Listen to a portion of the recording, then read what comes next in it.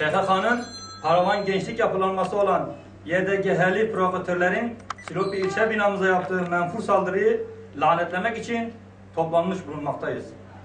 Maalesef aciz olanlar, kendilerine ve düşüncelerine güvenemeyenler, barış ve huzuru hazmedemeyenler bir kez daha huzurumuzu kaçırmak istemişlerdir.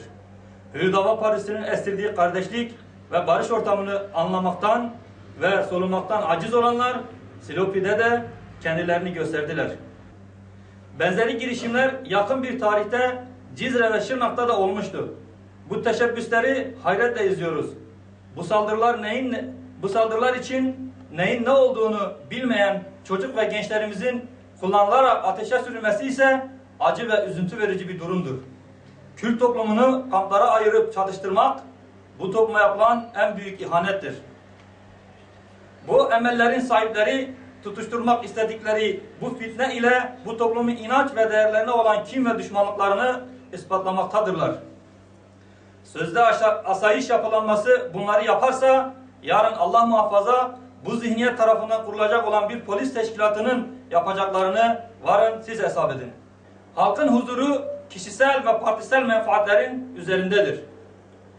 Bize göre halkımızın geleceği, huzuru, insani ve İslami hakları tüm kişisel ve partisel menfaatlerin üzerindedir. Anarşi ve tahammülsüzlüğün halkımıza bir faydası yoktur. Bu tür eylemler Kürt halkının geleceğine zarar vermekte, istikbalini heder etmektedir. Hüdapar toplumun bir gerçeği ve parçasıdır. Bu nedenle duyarlı halkımız bu oyunlara alet olmamalı, kendilerini ve çocuk yaştaki gençlerini kimseye kullandırmamalıdır. Bu memlekette herkes birbirine tahammül etmelidir. Hiçbir oluşumun diğerine tahakküm etmeye, boyun eğdirmeye hakkı yoktur. Herkes birbiriyle yaşamaya alışmak zorundadır. Hür Dava Partisi bu toplumun bir gerçeği, bir parçasıdır.